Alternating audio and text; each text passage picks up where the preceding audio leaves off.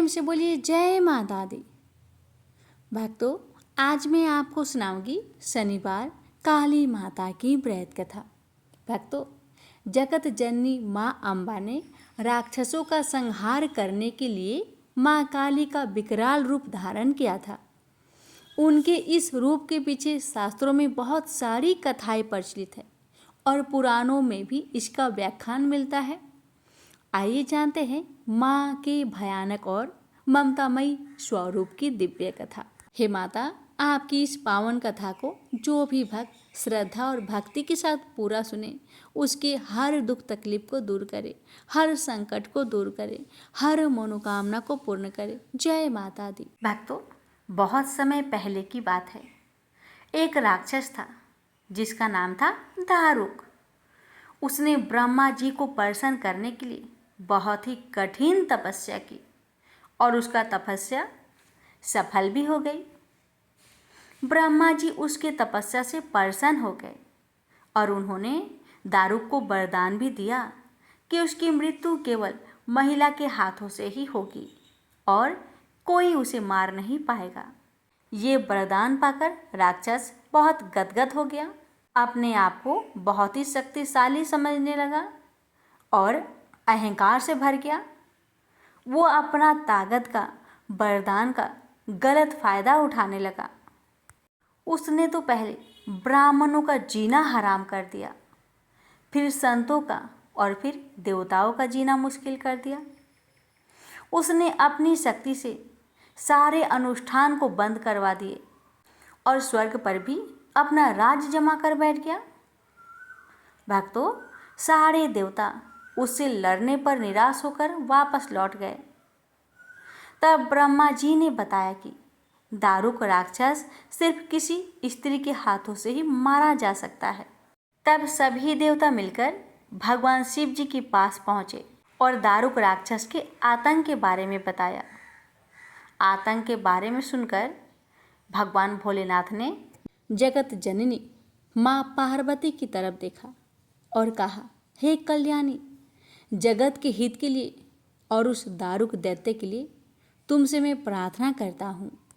इतना सुनते ही माँ पार्वती मुस्कुरा उठी, लेकिन वह मुस्कान किसी साधारण स्त्री की नहीं, वह मुस्कान थी संपूर्ण सृष्टि को रचने वाली आदि शक्ति की। उन्होंने अपनी अंतर मन की दिव्य शक्ति का एक अंश भगवान शिव में प्रवेश करा दिया। यह कोई साधारण संयोग नहीं था, यह था धर्म की रक्षा के लिए देवी की अगला रूप लेने का प्रारंभ। भगवान शिव के गले से उस शक्ति का तेज प्रकट हुआ और तभी उन्होंने तीसरा नेत्र खोला।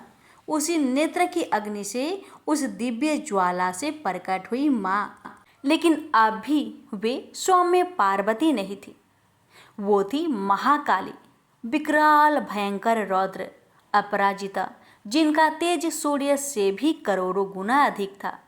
देवताओं ने जब माँ का यह रूप देखा तो उनके नेत्र श्रद्धा से झुक गई और राक्षस तो कांप उठे। उनका दंभ, उनका अभिमान, उनकी शक्ति सब कुछ माँ के उस दिव्य विकराल रूप के सामने तिनके की भांति लगने लगे।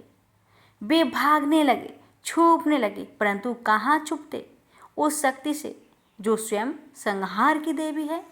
माँ काली का शरीर अंधकार के समान काला था, लेकिन उस अंधकार में भी ब्रह्मांड का प्रकाश समाहित था।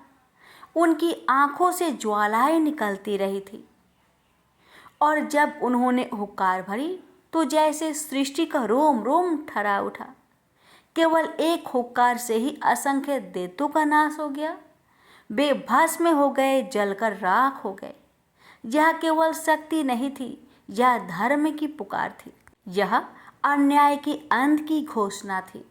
भक्तों, माँ काली के हुक्कार से ही सैकड़ों नहीं हजारों दैत्यों का संहार हो गया। उनका विकराल रूप और प्रचंड ऊर्जा को देखकर पृथ्वी कांप उठी, आकाश थरथरा गया और दिशाओं ने मौन ओढ़ लिया। उनका एक एक कदम प्रलय की घोषणा कर रहा था। सभी असुर जलकर भस्म हो गए थे, लेकिन माँ का क्रोध, वह तो अब भी उग्र था। उनके नेत्रों से ज्वालाएं निकल रही थी। उनका अंग अंग बिजली की तरह चमक रहा था। उनके इस प्रचंड रूप से सृष्टि का संतुलन बिगड़ने लगा। हवाएं तेज बहने लगी, पर्वत डोलने लगे और धरती पर जीवन संकट में आ गया। देवता जो अभी अभी उस राक्षसी आतंक से मुक्त हुए थे, अब मां के उस अनंत तेज से भयभीत हो उठे। वे पुनः दौड़कर भगवान भोलेनाथ के चरणों में गिरे और बोले, हे भगवान, हे नाथ, अब इस अग्नि रूपी को शांत करिए। तब वह दृश्य घटा जिसने इस ब्रह्मांड की सबसे महान शक्ति को भी ममतामयी कर दिया। भोलेनाथ ने मां के उस विकराल रूप को शांत करने के लिए एक सरल उपाय किया। उन्होंने स्वयं एक बालक का रूप धारण कर लिया। वह कोई साधारण बालक नहीं था, वह था बटुक भैरव, नन्हा, निष्कलंक, मासूम, परंतु भीतर से वही शिव जो संहार के देवता है। उस बालक ने रोना शुरू किया। नन्हे नन्हे हाथ, आंखों से बहते आंसू और हृदय को चीर देने वाली करुणा ध्वनि, माँ माँ माँ। यह आवाज माँ काली के कानों तक पहुंची। उनकी ज्वलनशील आंखें अचानक स्थिर हो गई। वे पलट कर देखती है, एक मासूम बालक रो रहा है, माँ माँ माँ कह के। उनकी सांसें रुक जाती है, क्रोध जैसे वही थम जाता है। और फिर वह दृश्य हुआ जिसे देखकर तीनों लोगों ने चैन की सांस ली।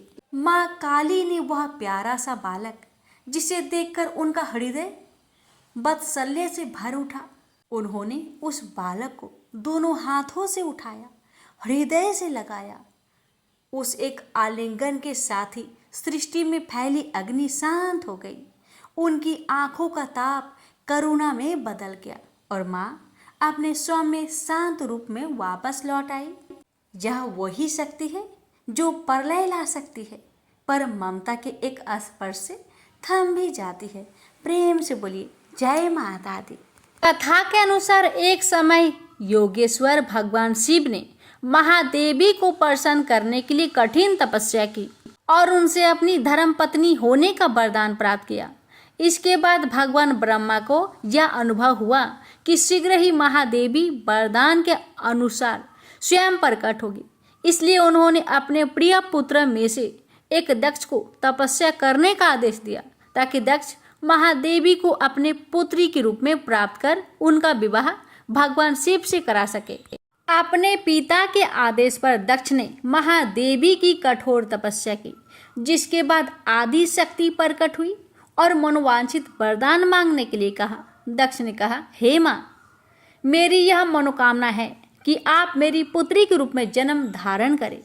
महादेवी ने दक्ष को वरदान प्रदान करते हुए कहा, जिस समय मैं भगवान शिव से विवाह करने के लिए अवतरित होंगी तो तुम्हारी पत्नी परसूति के गर्भ से जन्म धारण करूंगी। लेकिन देवी ने ये भी स्मरण कराते हुए कहा कि यदि दक्ष के पुण्य का क्षय हो गया अथवा उन्होंने किसी भी प्रकार से महादेवी की उपेक्षा अथवा अपमान किया तो वह तत्क्षण उनका परित्याग कर देगी। सती और शिव के विवाह के कुछ समय बाद दक्ष प्रजापति ने एक यज्ञ का आयोजन किया, जिसमें भगवान शिव को निमंत्रण नहीं भेजा गया। जिस समय भगवान शिव ने देखा कि सती उनके पिता की अस्वीकृति होते हुए भी उनके यज्ञ में सम्मिलित होने के लिए हठ कर रही है, तो शिव जी क्रोधित हो उठे और गर्जना करते हुए बोले, मुझे ज्ञात है कि तुम मेरे आदेशों के बंधन में बंधी नहीं हो, अतः जो मन हो करो, मेरी सहमति की प्रतीक्षा क्यों कर रही हो।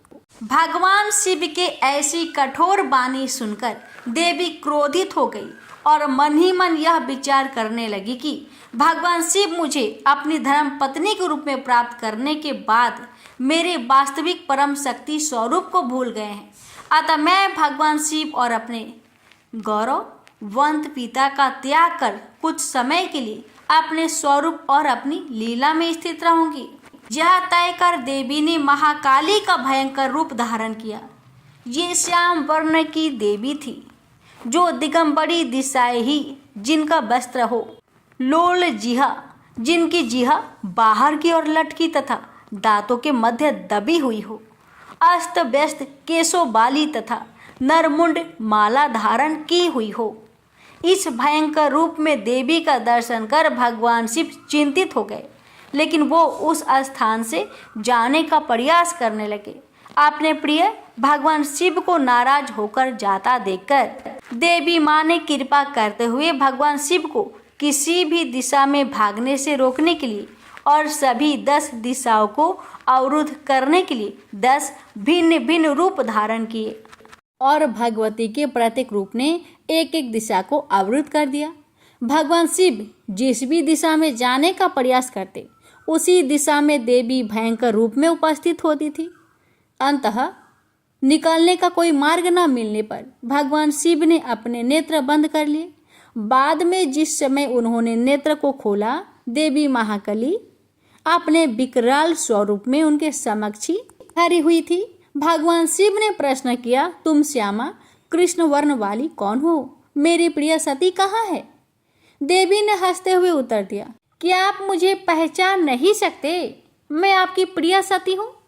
मैं सृष्टि संहारकारिणी सूक्ष्म प्रकृति हूँ। आपकी अर्धांगिनी होने के कारण मैं गौर वर्ण अर्थात गौरी हो गई हूँ।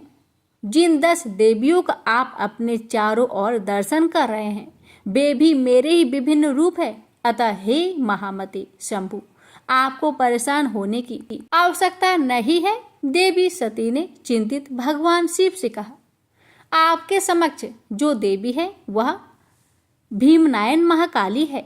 आकाश अथवा अंतरिक्ष दिशा में तारा है, दाहिनी ओर चिन्नमस्ता है, आपके बाई ओर भुवनेश्वरी है, आपके पीछे बगलामुखी है, दक्षिण पूर्व कोने में अग्निकोण में धूमावती है, दक्षिण पश्चिम कोने में नेत्र कोण में कमला है, उत्तर पश्चिम कोण में वायु कोण में मातंगी है, उत्तर पूर्व कोण में यानी ईशान कोण है, वहाँ षोडशी त्रिपुरी सुंदरी है और मैं स्वयं आपके भीतर ही भैरवी के रूप में विद्यमान हूँ।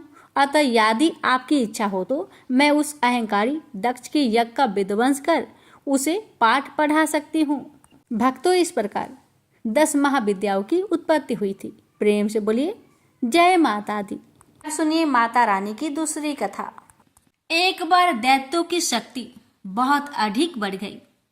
उन्होंने देवराज इंद्र का सिंहासन छीनकर सभी देवताओं को स्वर्ग से निकाल वहां अधिकार कर लिया।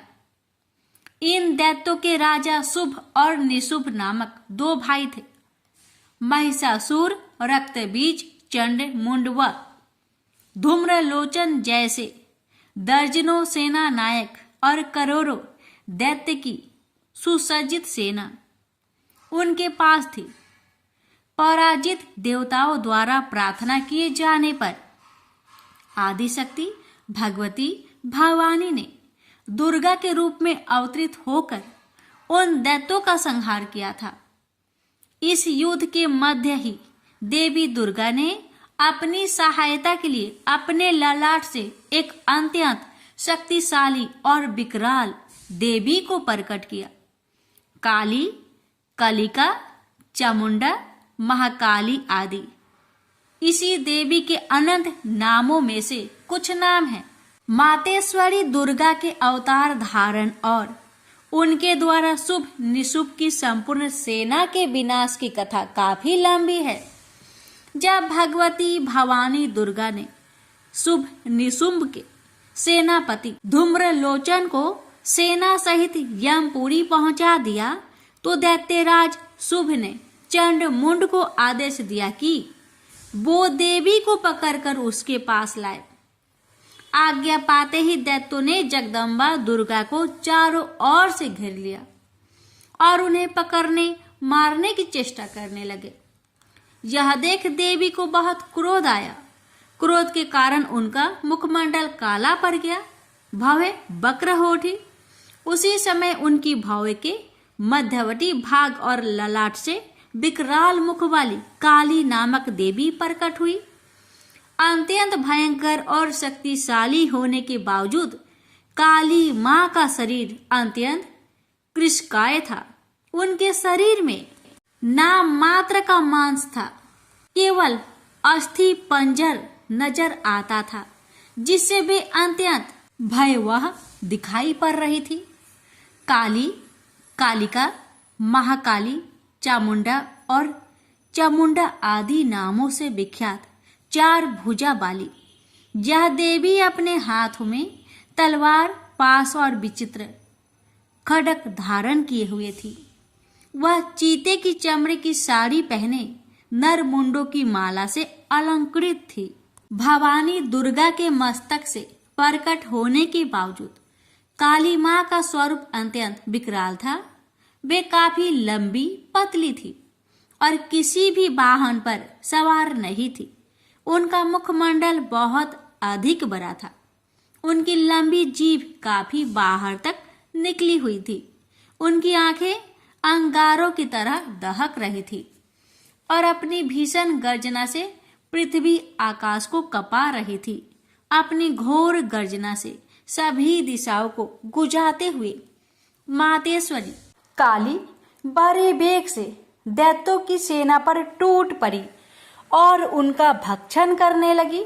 वे पार्श रक्षकों, अंकुशधारी, महावतों, योद्धाओं तथा अनेक हाथियों को एक ही हाथ में पकड़कर अपने मुख का ग्रास बना रही थी। किसी को बालों से पकड़ लेती, किसी का गला दबोच लेती, किसी को पैरों से कुचल डालती और किसी को छाती के धक्के से गिराकर मार देती। वे असुरों के फेंके हुए बड़े बड़े अस्त्र शस्त्र मुंह से पकड़ लेती और रोष में भरकर उनको दांतों से चकनाचूर कर डालती। काली द्वारा अनेक दैत्य तलवार के घाट उतर गए, अनेक खटवांग से पीटे गए और कितने ही असुर दांतों के अग्रभाग से कुचले जाकर मृत्यु को प्राप्त हुए। इस प्रकार देवी ने असुरों की उस समस्त सेना को क्षण भर में ही धराशायी कर दिया। अपनी सेना का विनाश होते देख चंड काली देवी की ओर दौड़ा। महादैत्य मुंड ने भी अत्यंत भयंकर बाणों की बौछार तथा हजारों चक्र एवं अन्य शस्त्रों से भयानक नेत्रों वाली देवी को आवृत कर दिया। वे चक्र देवी के मुख में समाते हुए ऐसे जान पड़ रहे थे मानो सूर्य के बहुतेरे मंडल बादलों के उदर में प्रवेश कर रहे हो। मातेश्वरी काली दैत्य सेनापति मुंड द्वारा चलाए गए अस्त्र शस्त्रों का भक्षण करते और अनेक राक्षसों को अपने शस्त्रों में समाप्त करते हुए विकट अट्टहास करती जा रही थी। इसी समय भगवती काली ने दूसरे दैत्य सेनापति चंड को अपनी ओर आते देखा। क्रोध में भरकर काली माई ने चंड पर आक्रमण कर दिया। एक हाथ से उसके केस पकड़कर दूसरे हाथ से उसकी गर्दन काट उसे यमलोक पहुंचा दिया। अपने भाई चंड को देवी के हाथों मरता देख मुंड अनेक भयावह दैत्यों के साथ मातेश्वरी काली की ओर दौड़ पड़ा। तब देवी ने रोष में उसे तलवार से मारकर धरती पर सुला दिया। महापराक्रमी चंड और मुंड के मरते ही शेष सेना आतंकित होकर भाग गई। उसी समय काली ने चंड और मुंड के मस्तक हाथ में लेकर जगदम्बा दुर्गा के पास जाकर प्रचंड अट्टहास करते हुए कहा, देवी, मैं चंड मुंड नामक इन 2 भयानक असुरों के मस्तक आपको भेंट करने के लिए लाई हूँ। इस पर कल्याणमयी दुर्गा ने काली से मधुर वाणी में कहा, देवी, तुम चंड और मुंड को मारकर मेरे पास आई हो, इसलिए संसार में तुम्हारा एक नाम चामुंडा भी होगा। मातेश्वरी काली द्वारा चंड मुंड और अनेक सैनिकों के मारे जाने पर दैत्यराज शुंभ स्वयं अपने सभी सेनापतियों सहित युद्ध के लिए वहां आ गया। कई करोड़ असुर सैनिक उनके साथ थे। उस समय सभी मात्र शक्तियां भी देवी की सहायता के लिए युद्ध क्षेत्र में आ गई। दोनों ओर से भीषण अस्त्र शस्त्र चलने लगे। इस समय मातेश्वरी काली सभी मात्र शक्तियों से आगे रहकर रणभूमि में विचरने लगी। अपने खटवांग, त्रिशूल एवं अन्य अस्त्र शस्त्रों से वे असंख्य दैत्यों को काल के गाल में पहुंचा रही थी। यद्यपि सभी मात्र शक्तियां मातेश्वरी दुर्गा एवं उनका सिंह अनेक दैत्यों को समाप्त कर रहे थे, परंतु मातेश्वरी काली साक्षात रणचंडी बनकर दैत्यों को गाजर मूली की तरह काट रही थी। मातेश्वरी काली इस समय इतने क्रोध में भरी हुई थी कि वे दैत्यों को अस्त्र शस्त्रों से मारने के साथ ही उनका भक्षण भी करती जा रही थी। अत्यंत भयंकर और विकराल रूप था इस समय मातेश्वरी काली का। अनेक राक्षस तो आपके इस रूप को देखकर तथा उनके द्वारा लगाए जा रहे अट्ठासों की भीषण आवाज सुनकर ही यमलोक सिधार गए। मातेश्वरी काली का अवतरण मात्र इन दैत्यों को मारने के लिए ही नहीं हुआ था, उनका इससे भी अधिक महान कार्य था। दैत्य सेनापति रक्तबीज के वध में भगवती दुर्गा की सहायता करना। उस प्रचंड दैत्य रक्तबीज को एक अद्भुत वरदान प्राप्त था। जहां भी उसके रक्त की एक बूंद गिरती थी, वहीं तत्काल उतना ही शक्तिशाली एक असुर उत्पन्न हो जाता था। मातेश्वरी काली, भगवती दुर्गा और अन्य मात्र शक्तियों के हाथों दैत्यों को मरते एवं घायल होते देख महादैत्य रक्तबीज ने मातेश्वरी पर हमला कर दिया। वह अपनी गदा से सभी मात्र शक्तियों पर एक साथ प्रहार करने लगा। जब मात्र शक्तियों ने उस पर प्रहार किए तो उसके शरीर का रक्त जहां जहां गिरता वहां वहां उसके समान ही एक अन्य बलशाली दैत्य पैदा हो जाता।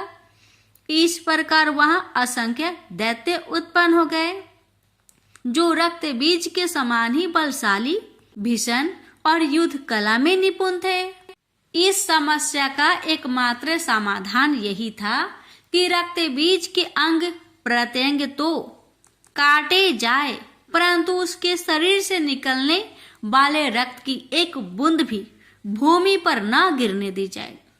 इस प्रयोजन की पूर्ति के लिए भगवती भवानी दुर्गा ने काली को चामुंडा नाम से संबोधित करते हुए कहा, चामुंडे, तुम अपने मुख को अधिक विस्तृत करो तथा मेरे शस्त्र पात से गिरने वाले रक्त बिंदु एवं उनसे उत्पन्न होने वाले महादैत्यों को अपने इस भयानक मुख से खा जाओ। इस प्रकार रक्त से उत्पन्न होने वाले महादैत्यों का भक्षण करती हुई तुम रण में विचरती रहो। ऐसा करने से उस दैत्य का सारा रक्त खत्म हो जाने पर वह स्वयं भी नष्ट हो जाएगा। जब तुम उन भयंकर दैत्यों को खा जाओगी तो दूसरे दैत्य नहीं उत्पन्न हो सकते। मातेश्वरी दुर्गा की यह बात सुनकर भगवती काली ने अपना आकार बहुत बड़ा कर लिया। इस प्रकार उन्होंने रक्त बीज के रुधिर के पान और दैत्यों के भक्षण हेतु महाकाली का विकराल रूप धारण कर लिया।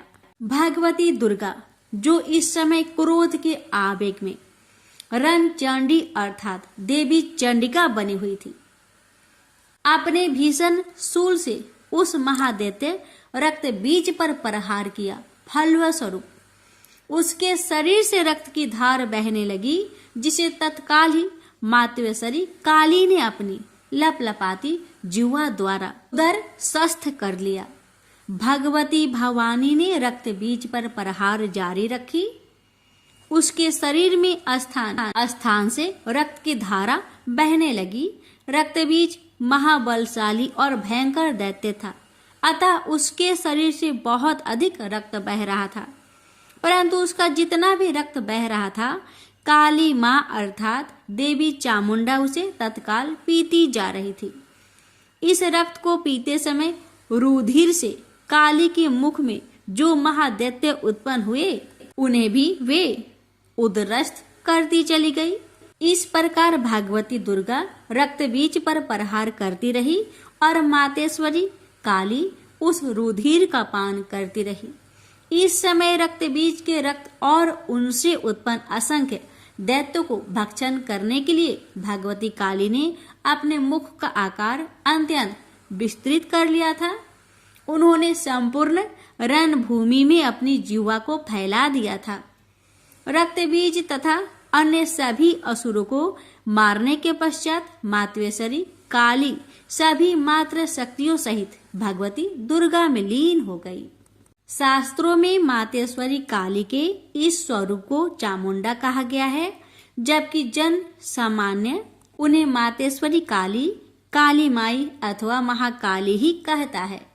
माँ काली के अधिकांश आराधक, उपासक और तंत्र साधक मातेश्वरी के इस रूप की पूजा, आराधना और उपासना करते हैं। वैसे भगवती काली का यह रुद्र रूप दुष्टों और असुरों के लिए ही विकराल है, भक्तों के लिए तो आप दया का सागर है। वे कल भी ममतामयी मातेश्वरी थी, आज भी है और जब तक यह सृष्टि है तब तक रहेगी। प्रेम से बोलिए माँ काली की जय। हे माँ, आपकी कथा कहने वाले, सुनने वाले, हुक्कार भरने वाले सभी भक्तों पर अपनी कृपा सदा सर्वदा बनाए रखना। प्रेम से बोलिए काली मैया की जय। अब सुनिए काली मैया की आरती। अम्बे तू है जगदम्बे काली, जय दुर्गे खप्पर बाली, तेरे ही गुने गाए भारती। ओ मैया हम सब उतारे तेरी आरती, तेरे भक्त जनों पर भीड़ पड़ी है भारी माँ, दानव दल पर टूट परो माँ करके सिंह सवारी। 100 सिंहों से बलशाली, अष्टभुजाओं भाली, दुष्टों को पल में संहारती। ओ मैया हम सब उतारे तेरी आरती। अम्बे तू है जगदम्बे काली, जय दुर्गे खप्पर बाली, तेरे ही गुने गाए भारती। ओ मैया हम सब उतारे तेरी आरती। माँ बेटी का है इस जग में बड़ा ही निर्मल नाता, पूत कपूत सुने है परे, ना माता सुनी कुमाता। सब पे करुणा दर्शाने वाली, अमृत बरसाने वाली, दुखियों के दुख रेने वारती। ओ मैया हम सब उतारे तेरी आरती। अम्बे तू है जगदम्बे काली, जय दुर्गे खप्पर वाली, तेरे ही गुने गाए भारती। ओ मैया हम सब उतारे तेरी आरती। नहीं मांगते धन और दौलत, ना चांदी ना सोना, हम तो मांगे माँ तेरी मन में एक छोटा सा कोना। सबकी बिगड़ी बनाने वाली, लाजे बचाने वाली, सतियों के सत्य को संवारती। ओ मैया हम सब उतारे तेरी आरती। अम्बे तू है जगदम्बे काली, जय दुर्गे खप्पर वाली, तेरे ही गुने गाए भारती। ओ मैया हम सब उतारे तेरी आरती। चरण शरण में खड़े तुम्हारी ले पूजा की थाली, बरद हस्त सर पर रख दो माँ संकट हरने वाली। माँ भर दो भक्ति रस प्याली, अष्टभुजाओ बाली, भक्तों के कारज तू ही सारती। ओ मैया हम सब उतारे तेरी आरती। अम्बे तू है जगदम्बे काली, जय दुर्गे खप्पर वाली, तेरे ही गुने गाए भारती। ओ मैया हम सब उतारे तेरी आरती। प्रेम से बोलिए काली मैया की जय। शनिवार व्रत कथा। एक समय स्वर्ग लोक में सबसे बड़ा कौन के प्रश्न पर 9 ग्रहों में वाद विवाद हो गया। विवाद इतना बढ़ा कि परस्पर भयंकर युद्ध की स्थिति बन गई। निर्णय के लिए सभी देवता देवराज इंद्र के पास पहुंचे और बोले, हे देवराज, आपको निर्णय करना होगा कि हम में से सबसे बड़ा कौन है। देवताओं का प्रश्न सुनकर देवराज इंद्र उलझन में पड़ गए। इंद्र बोले, मैं इस प्रश्न का उत्तर देने में असमर्थ हूं।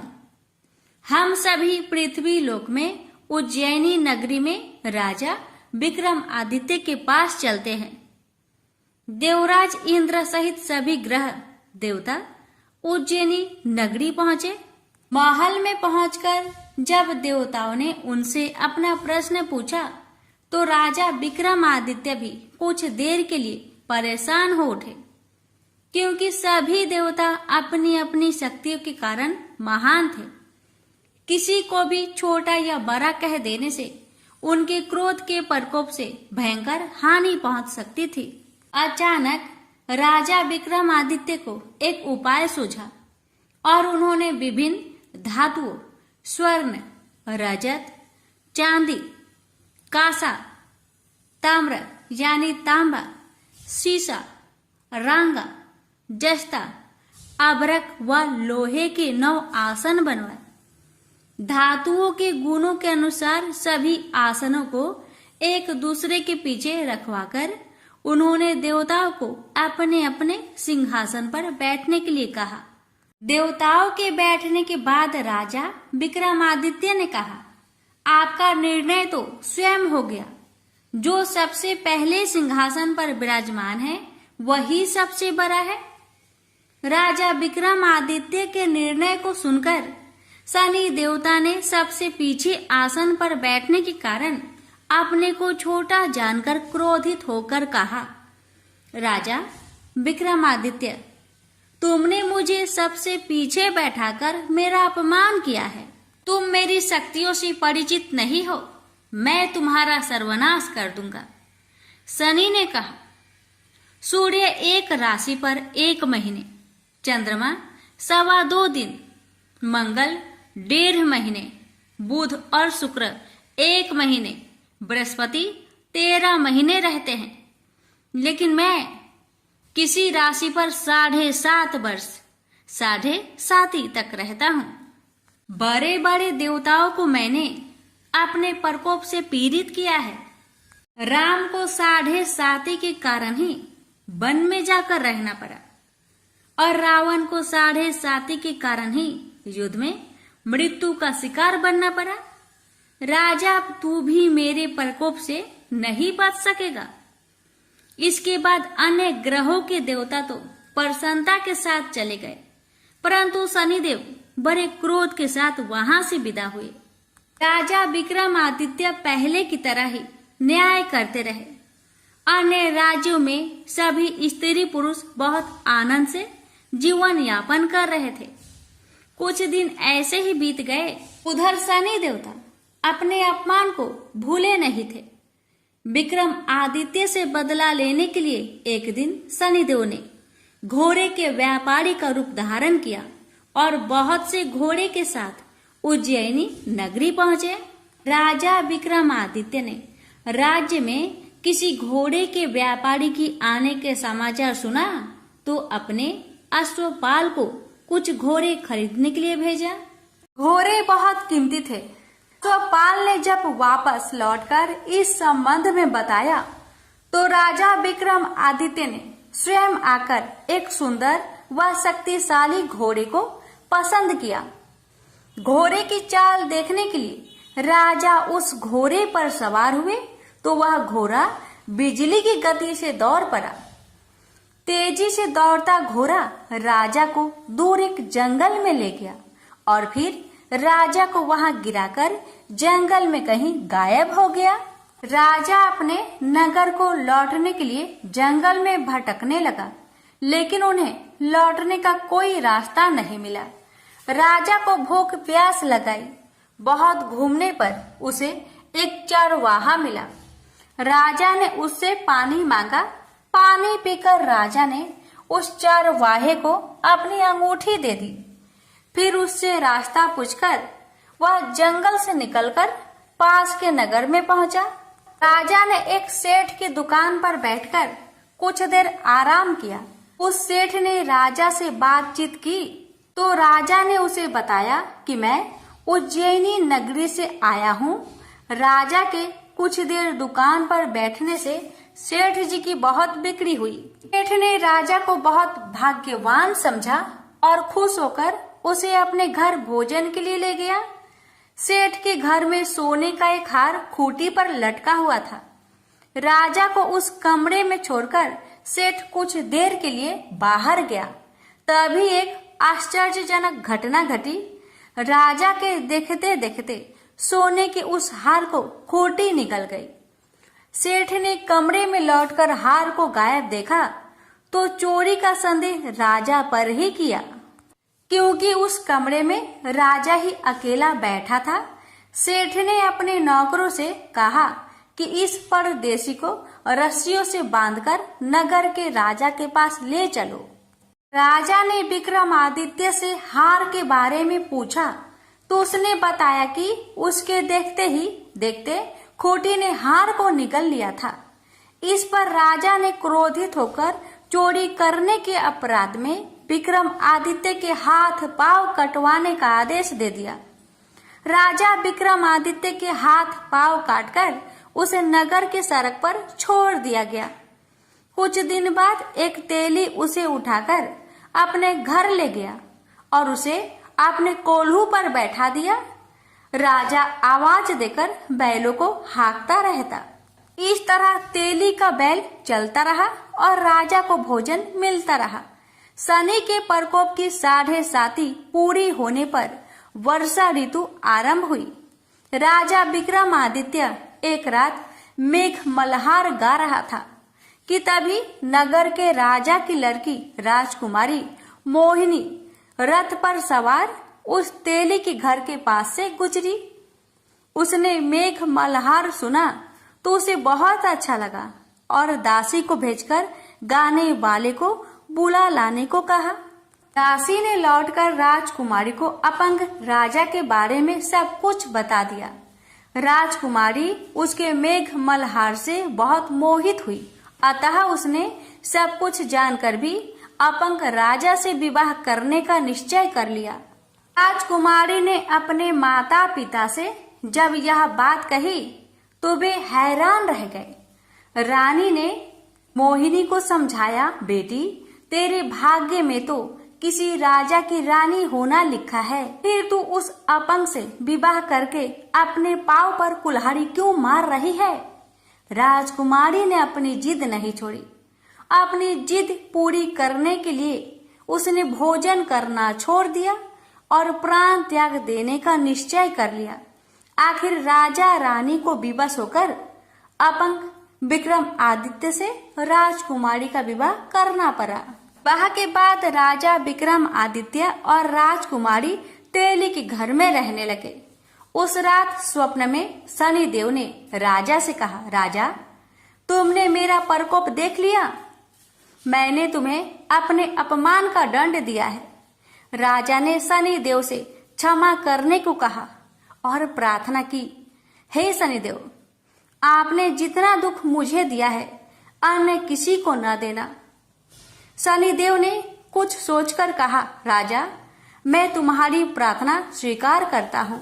जो कोई स्त्री पुरुष मेरी पूजा करेगा, शनिवार को व्रत करके मेरी व्रत कथा सुनेगा, उस पर मेरी अनुकंपा बनी रहेगी।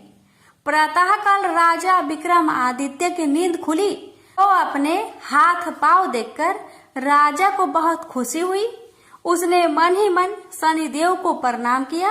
राजकुमारी भी राजा के हाथ पांव सही सलामत देखकर आश्चर्य में डूब गई। राजा विक्रमादित्य ने अपना परिचय देते हुए शनिदेव के प्रकोप की सारी कहानी सुनाई। सेठ को जब इस बात का पता चला तो दौड़ता हुआ तेली के घर पहुंचा और राजा के चरणों में गिरकर क्षमा मांगने लगा। राजा ने उसे क्षमा कर दिया क्योंकि यह सब तो शनिदेव के प्रकोप के कारण हुआ था। सेठ राजा को अपने घर ले गया और उसे भोजन कराया। भोजन कराते समय वहां एक आश्चर्यजनक घटना घटी। सबके देखते देखते उस खूंटी ने हार उगल दिया। सेठ जी ने अपनी बेटी का विवाह भी राजा के साथ कर दिया और बहुत से स्वर्ण आभूषण, धन आदि देकर राजा को विदा किया। राजा विक्रमादित्य राजकुमारी मोहिनी और सेठ की बेटी के साथ उज्जैनी पहुंचे तो नगर वासियों ने हर्ष से उनका स्वागत किया। अगले दिन राजा विक्रमादित्य ने पूरे राज्य में घोषणा कराई कि शनिदेव सब देवों में सर्वश्रेष्ठ है। प्रत्येक स्त्री पुरुष शनिवार को उनका व्रत करे और व्रत कथा अवश्य सुने। राजा विक्रमादित्य की घोषणा से शनिदेव बहुत प्रसन्न हुए। शनिवार का व्रत करने और व्रत कथा सुनने के कारण सभी लोगों की मनोकामनाएं शनिदेव की अनुकंपा से पूरी होने लगी। सभी लोग आनंद पूर्वक रहने लगे। प्रेम से बोलिए शनि महाराज की जय हो। एक ब्राह्मण को सपने में नीली घोड़ी पर नीली कपड़े पहने एक आदमी दिखाई देता था और कहता है, हे ब्राह्मण देवता, मैं तेरे लगूंगा। ब्राह्मण घबरा कर उठ गया। अगले दिन यही सपना उसे फिर आता है। यह सपना उसे रोज आने लगा। वह परेशान हो गया और चिंता के मारे दुबला होने लगा। उसकी पत्नी ने कारण पूछा तो उसने सपने के बारे में बताया। ब्राह्मणी बोली, वे अवश्य ही शनि महाराज होंगे। अब की बार दिखे तो कहना लग जाओ, पर सवा पहर से ज्यादा मत लगना। उस दिन सपने आने पर ब्राह्मण ने कहा, लग जाओ, पर कितने समय के लिए लगोगे? शनि जी बोले, 7.5 वर्ष का लगूंगा। ब्राह्मण ने कहा, क्षमा करे शनि जी, इतना भारी तो मुझसे झेला नहीं जाएगा। तब शनि जी बोले, तो 5 वर्ष का लग जाऊंगा। ब्राह्मण बोला, यह भी मेरे लिए ज्यादा है। शनि जी बोले, 2.5 साल का लग जाऊं। ब्राह्मण ने मना किया तो शनि जी कहने लगे, सवा पहर का तो लगूंगा ही, इतना तो कोढ़ी कलंगी भिखारी के भी लग जाता हूँ। तब ब्राह्मण ने कहा, ठीक है। ब्राह्मण को सवा पहर की शनि की दशा लग गई। ब्राह्मण ने नींद से जागकर ब्राह्मणी से कहा, मेरे सवा पहर शनि की दशा लग गई है, इसलिए मैं जंगल में जाकर यह समय बिताऊंगा। मेरे लिए खाने पीने का सामान बांध दे। मेरे पीछे से किसी से लड़ाई झगड़ा ना हो, इसका ध्यान रखना। ज्यादातर घर में ही रहना। बच्चों का भी ध्यान रखना। इस सवा पहर के समय में कोई गाली भी दे तो चुपचाप सुन लेना, बहस मत करना। यह सब समझाकर ब्राह्मण जंगल में चला गया। जंगल में ब्राह्मण एक पीपल के पेड़ के नीचे बैठ गया और हनुमान जी का पाठ करने लगा। 1 पहर बीत गया। ब्राह्मण ने सोचा बाकी बचा समय रास्ते में बीत जाएगा, इसलिए वहां से चल दिया। रास्ते में एक बारी में मतीरे लगे देखे। माली से एक मतीरा खरीदा, पोटली में बांधा और आगे बढ़ा। आगे एक आदमी मिला जो असल में शनिदेव थे। ब्राह्मण से पूछा, पोटली में क्या है? उसने कहा, मतीरा है। शनिदेव बोले, दिखाओ। ब्राह्मण ने पोटली खोली। उसमें राजकुमार का कटा हुआ खून से लथपथ सिर दिखा। शनिदेव ब्राह्मण को राजा के पास ले गए और कहा कि इस ब्राह्मण ने राजकुमार की हत्या कर दी है। इसके पास पोटली में राजकुमार का सिर है। राजा ने कहा, मैं यह नहीं देख सकता, इस ब्राह्मण को सूली पर चढ़ा दो। राजा के यहाँ हाहाकार मच गया। ब्राह्मण को सूली पर चढ़ाने से पहले पूछा गया कि उसकी कोई आखिरी इच्छा हो तो बताए। ब्राह्मण ने सोचा किसी तरह सवा पहर पूरा करना होगा। उसने कहा, वहाँ रोज बालाजी की कथा सुनता है। मरने से पहले अंतिम बार बालाजी की कथा सुनना चाहता हूँ। ब्राह्मण को कथा सुनाने का प्रबंध किया गया। कथा कहते कहते सवा पहर पूरा हो गया। शनि की दशा टलते ही राजकुमार शिकार खेलकर लौटता हुआ दिखाई दिया। राजकुमार को आता देख राजा बहुत खुश हुआ, लेकिन उसे निर्दोष ब्राह्मण की हत्या का दोष लगने का डर सताने लगा। उसने तुरंत घोड़सवार सैनिकों को ब्राह्मण को आदर सहित ले आने के लिए भेजा। ब्राह्मण राज दरबार में आया तो राजा ने क्षमा मांगी और पोटली दिखाने के लिए कहा। पोटली खोली तो उसमें मतीरा था। राजा ने इन सब के बारे में पूछा तो ब्राह्मण ने बताया, मुझे सवा पहर की शनिचर की दशा लगी थी, इस कारण यह सब तमाशा हुआ। राजा ने पूछा, यह दशा कैसे टलती है? ब्राह्मण बोला, राजा, यह सेठ के लगे तो काला हाथी या काला घोड़ा दान करे, गरीब के लगे तो पीपल की पूजा करे तब बोले, साचा शनिचर कहिए, जाके पाओ सदा ही पढ़िए। शनि की कहानी सुने, तिल का तेल और काला उड़द दान करे, काले कुत्ते को तेल से चुपर कर रोटी खिलाए तो शनिचर की दशा उतर जाती है। राजा ने उसे मतीरा वापस दे दिया। घर आकर ब्राह्मण ने मतीरा काटा तो उसमें बीज की जगह हीरे मोती निकले। ब्राह्मण ने पूछा, यह कहाँ से लाए? आप तो कह रहे थे कि शनि की दशा लगी है। ब्राह्मण ने कहा, जब दशा लगी थी तो यही मतीरा राजकुमार का सिर बन गया था। उतरती दशा के शनि जी निहाल कर गए। हे शनि देवता, जैसे ब्राह्मण के शनि की दशा लगी वैसे किसी को ना लगे। प्रेम से बोलिए शनि देव की जय।